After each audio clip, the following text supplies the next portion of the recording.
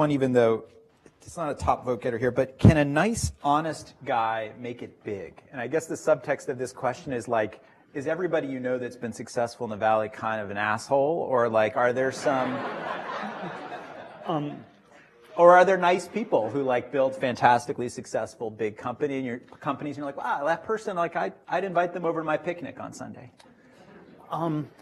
Wow, I don't even know how to answer that question. It's like, but you gave me a look when I said, "Is everybody an asshole?" Who's it's always if you say something like honestly, frankly, I always think these are words that signify the opposite. When someone uses those words, it's like they say, "Listen, my friend, honestly."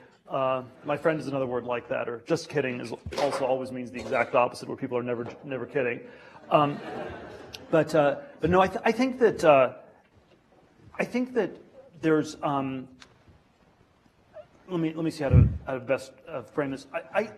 I think that most of the people in Silicon Valley are actually quite good people. It works. You tend to have the most room for ethical behavior in monopoly-like businesses. So if you have you could say that in business, money is either an important thing or it is everything.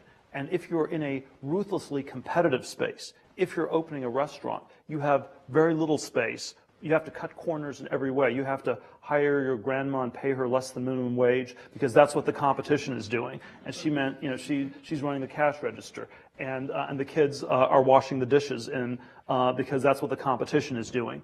And so it's in hyper competitive contexts that I think the worst gets brought out in people.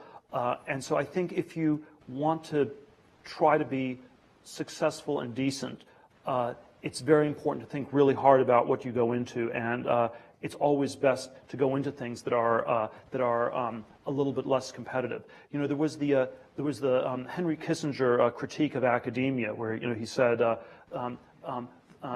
describing his fellow professors at Harvard, the battles are so ferocious because the stakes are so small, which always, it sounds like a definition of insanity on one level, mm-hmm. but that's sort of in a context where it's hard to differentiate yourself from other people, it always brings out the worst.